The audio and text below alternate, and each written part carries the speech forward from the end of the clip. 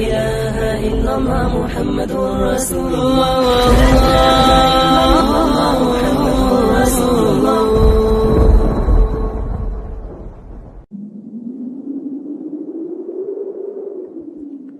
بسم الله الرحمن الرحیم. أيها الإخوة والأخوات، السلام عليكم ورحمة الله وبركاته.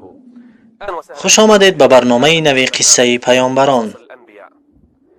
در برنامه گذشته درباره نبی خدا نوح علیه السلام سخن گفتیم. او 950 سال قومش را دعوت کرد. با او کسی ایمان نآورد. بعضی ها گفتند 30 و چند نفر ایمان آورد. بعضی ها گفتند 80 و چند نفر ایمان آورد و هزارها مردم دیگر با او کافر شدند. با این وجود او صبر میکرد. با تمام وسیله و در همه حالت قومش را دعوت میکرد. حتی خداوند با او وحی فرستاده بود که هیچ کس به تو ایمان نمی آورد و در توبه بسته شده است. خداوند با او وحی فرستاد تا اینکه کشتی بسازد. نوح علیه السلام با همراه قومش در صحرا زندگی می‌کردند. برای چی کشتی را در صحرا بسازد؟ این فرمان خداوند است. گفت خدایا چگونه کشتی بسازم؟ از چی بسازم؟ خداوند با او یاد داد تا درختی بکارد. او سالیان زیاد به کاریدن درخت مشغول بود تا اینکه درختانش کلان شدند. خداوند با او بریدن درختان را نشان داد. مردم در گرد و اطرافش دور می‌زدند. می‌گفتند چی شده است نوح را؟ ما را به دین خدا می‌خواند، به عبادت خداوند دعوتمان می‌کرد. بر ضد عبادت‌های ما بود. اکنون این همه را ترک کرده است. به درختکاری و دوریدگری مشغول شده است. کارش با چوب و ترخ شده است. چیکار می‌کرده باشد این نوح؟ چرا این کار را می‌کرده باشد؟ آمدند و او را مسخره می‌کردند. سپس خداوند او را تعلیم داد تا چوبها را با میخ بالای هم بچسباند. به ساختن کشتی بزرگی در صحرا شروع کرد. مردم نزد او آمده می گفتند ای نوح، آیا تو دیوانه شده ای؟ ما را به سوی دینت دعوت میکردی، نصیحتمان میکردی، تعلیممان میدادی و مایان به تو ایمان نآوردیم. اما تو در این صحرا به ساختن کشتی مشغول شده ای. این را تنها دیوانه ها میکنند. ويصنع الفلك وكلما مر عليه ملأ من قومه سخروا منه. میخندیدند، مسخره میکردند، مزاح میکردند، به دیوانگی تهمتش میزدند. اما نوح علیه السلام صبر میکرد. بلکه نوح به آنها میگفت روزی میرسد که در روبروی خداوند قرار میگیرید. بعد آنجا میبینیم که چگونه میخندید. ويصنع الفلك وكلما مر عليه ملأ من قومه قومه سخروا منه قال إن تسخروا منا فإنا نسخر منكم كما تسخرون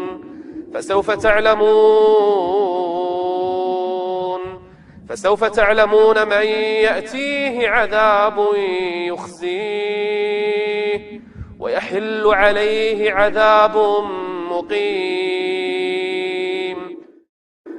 مردم سالیانی دراز در تعجب بودند. به این مرد چی شده باشد؟ در زمینی که دریا ندارد در آن کشتی می سازد. در زمینی که بحر ندارد تنها کوه است و صحرا. در چنین مکان نوح علیه السلام زندگی می کرد. چی رخ داده است؟ چی می گذرد؟ مردم مسخره می کردند، مزاح می کردند. بلکه نوح علیه السلام را دیوانه خوانده بودند.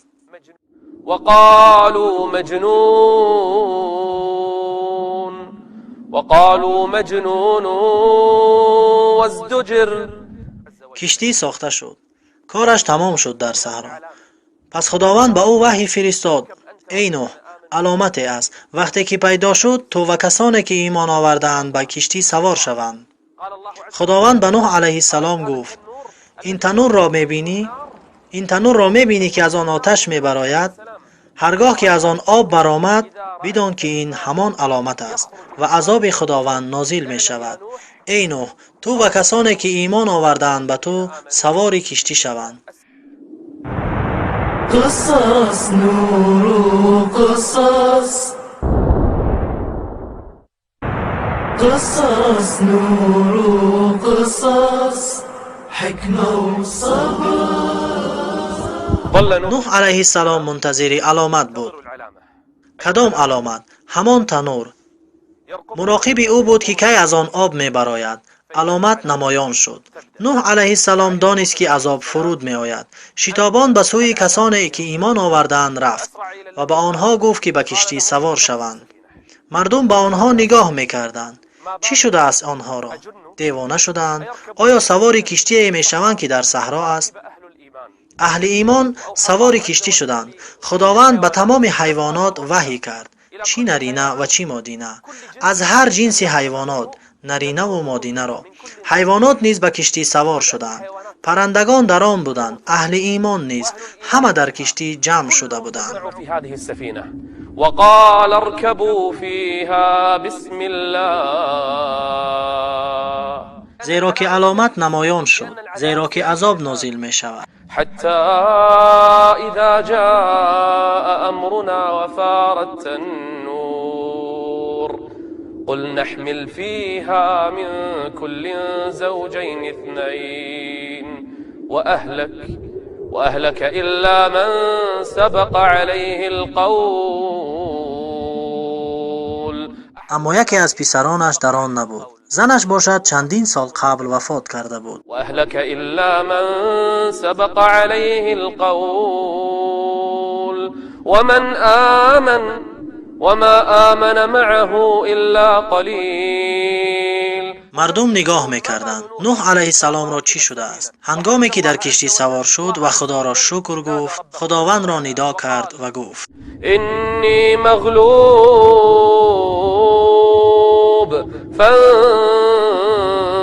فانتصر ولقد نادانا نوح فلنعم المجيبون. هنگامی که اهل ایمان در کشتی سوار شدند و حیوانها با آنها بودند، پرندگان جمع شده بودند، کافران با آنها نگاه میکردند، میخندیدند. چی شده است اینها را؟ چی رخ داده است؟ آیا نوح و کسانی که ایمان آوردند دیوانه شدند؟ عذاب سر شد. آسمان گشاده شد. آب میریخت. بارانی عادی نبود، گویا آب را با ستیل میریختند. ففتحنا ابواب السماء. از آسمان باران چنان میریخت که گویا آب را با ستیل میریختند. تنها این نبود، زمین نیز چشمهایش را گشاد. آب از زمین و آب از آسمان. من السماء ففتحنا ابواب السماء بماء منهمر وفجرنا الأرض عيونا والتقى الماء على أمر قد قدر. این هنگام کشتی بالای آب می رفت. وحملناه على ذات ألواح ودسر. اما اهل کفر در خانه‌هایشان پنهان شدند. از این بارانی که میریخت میگریختند. آب خانه‌هایشان را میپوشاند و بلندی‌ها میگریختند. تصور کنید چگونه مردم کودکانشان را میبرداشتند و میگریختند. تصور کنید مردم چگونه با بالای کوه‌ها میگریختند. از آن آبی که از آسمان میریخت و از زمین میبرآمد کم کم به طوفان تبدیل میگشت. مویسفیدان و پیرزنها، کودکان، مادران با کودکانشان، پدران با زنهایشان، با کودکهایشان، همه مردم میگریختند و فریاد میزدند. وهي تجري بهم في موج كالجبال. موجهای آب به بلندی کوه‌ها برابر شد. آیا این کوه‌ها و بلندی‌ها را می‌بینید؟ موجهای آب به این اندازه بالا شدند. مردم فریاد می‌زدند، غرق می‌شدند، می‌گریختند تا یک جای بلندی در زمین پیدا کنند. اکنون عذاب خداوند نازل شد. این قدرت خداوند است. چی فایده دیدید بعد از 1000 سال مسخره کردن به این نبی؟ برای ساختن کشتی در صحرا مسخره اش می‌کردید. اکنون به قدرت خداوند نگرید. موجها بلند می‌شدند، مردم می‌گریختند، غرق می‌شدند، اما صاحبان ایمان را کشتی اشان بالای آب است. کشتی نجات، کشتی نوح علیه السلام و کسانی که ایمان آوردند و ایمان نه آوردند مگر کمی از آنان. خداوند حیوانها را نجات داد، اما مردمی که به او ایمان نمی آوردند غرق ساخت. آب کم کم بالا می شد. نوح علیه السلام با یارانش در کشتی بودند. خداوند آنها را نجات داد. باران می بارید، از زمین آب می برآمد تا اینکه آب به بلندی کوهها رسید و کشتی به حرکت درآمد. موجها برابر کوهها می شدند. مردم داد و فغان و زاری می کردند، می گریختند. مادر کودکش را گرفته به سوی کوهها می گریخت تا بالای آن در امان بماند. وهي تجري بهم في موج كالجبال وهي تجري بهم في موج كالجبال. همه مردم به سوی کوهها می گریختند. در این لحظه ها نوح علیه السلام را پسرش به یادش آمد. یکی از پسرانش با نام یام او را در بین مؤمنان می جست. کجاست پسرم؟ کجاست جگرگوشه‌ام؟ آره، او ایمان نآورده بود. شاید ایمانش را پنهان کرده باشد. پسرانش را می پرسید کجاست برادرتان یام؟ گفتند او با ما سوار نشد. از کشتی به سوی مردم می نگریست. یکی غرق می شد، یکی فرار می کرد و دیگری به کوهها می برآمد. ناگاه پسرش را دید، عزیز و جگرگوشه اش را دید که او دور از کافران است. کافران در یک سو و او از سوی دیگر. نوح گمان کرد که او شاید ایمانش را پنهان کرده است. ونادى نوح ابنه وكان في معزل يا بني اركب معنا. ای پسر، نزد ما بیا، به سوی کشتی بیا. یا بني اركب معنا ولا تكن مع الكافرين. در این لحظه ها نوح علیه السلام خود را داشته نتوانست، زیرا او پدر است و او پسرش است. مهر و شفقتی که نسبت به او داشت خود را داشته نتوانسته پسرش را فریاد میکرد. لیکن در وجود پسرش کبر و سرکشی بود. در جواب به پدرش گفت قال سآوي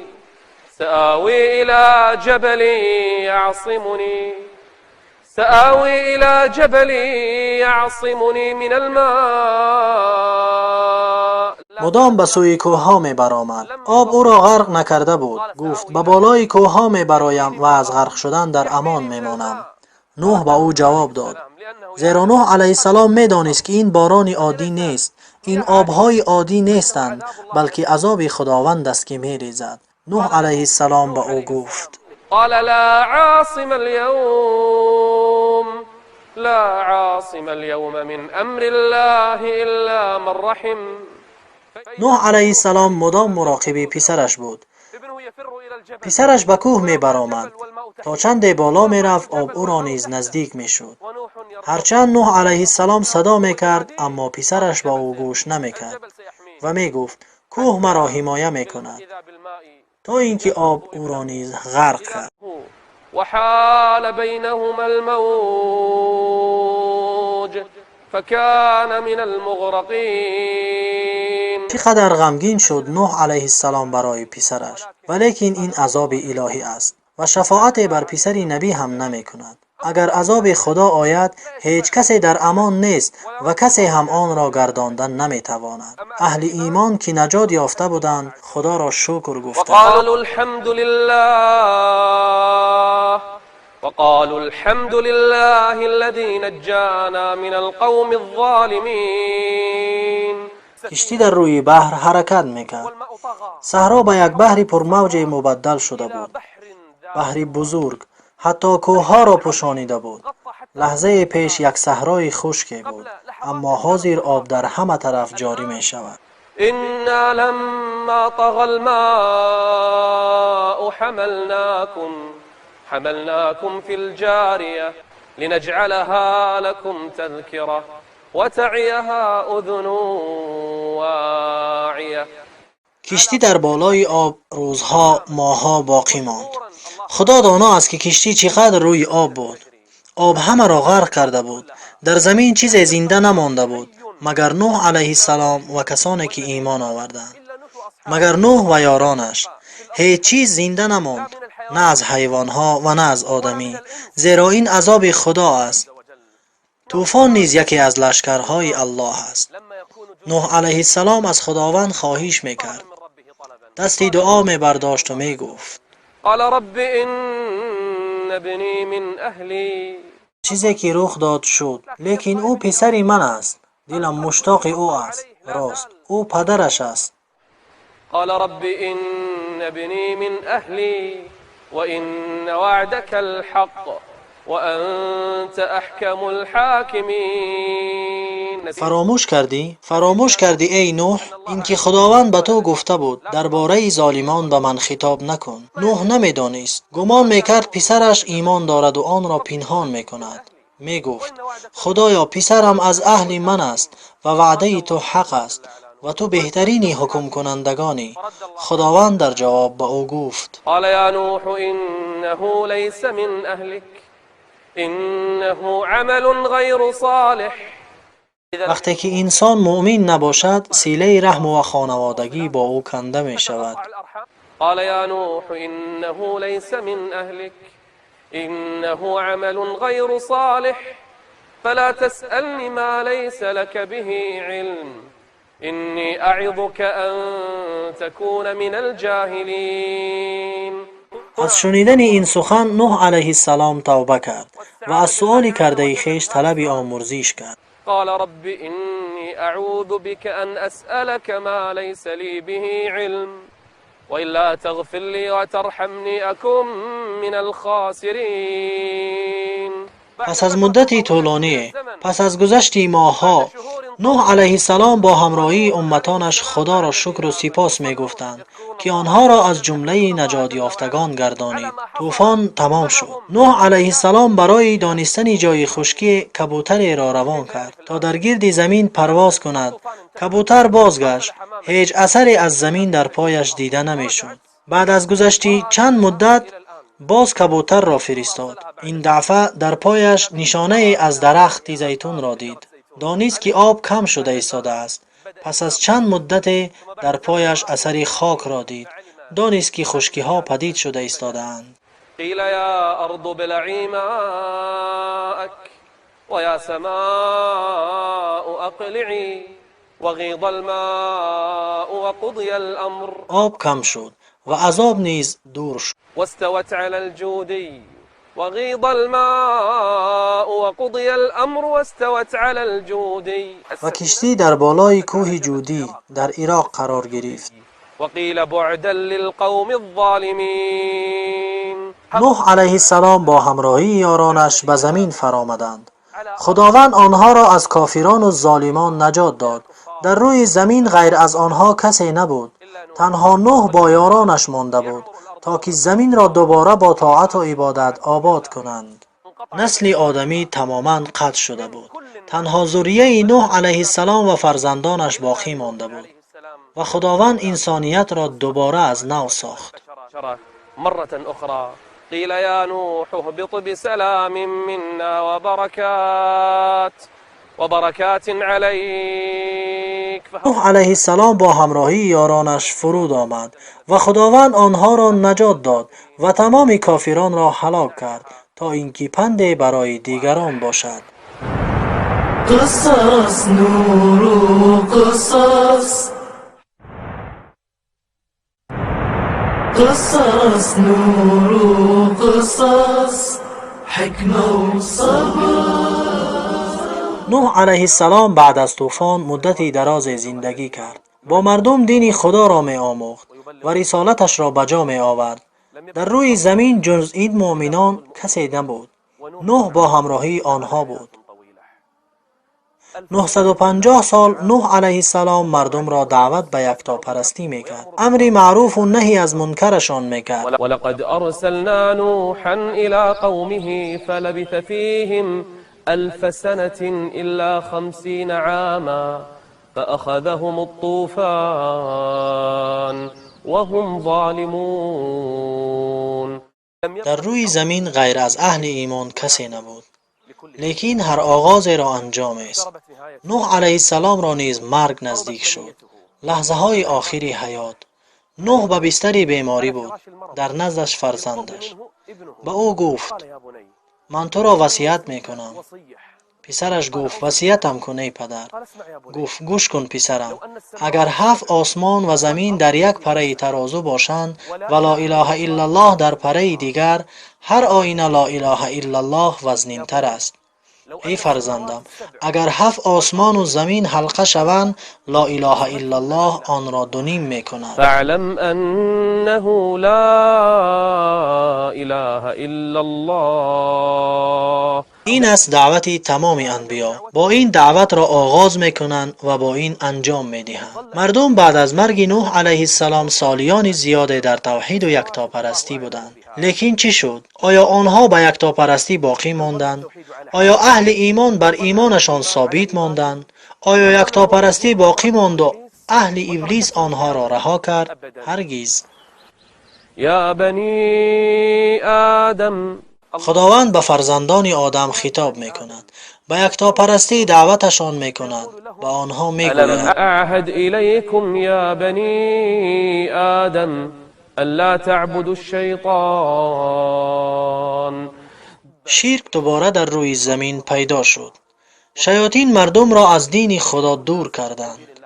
آره، نوح علیه السلام وفات کرد. آره، امانتش را بجا آورد. آره، رسالتش را رساند. اهل ایمان باقی ماندند، لیکن اهل توحید را شیاطین هجوم کردند. بار دیگر شرک کم کم در روی زمین در بین مردم پیدا شدن گرفت تا اینکه خیلی بزرگ شد.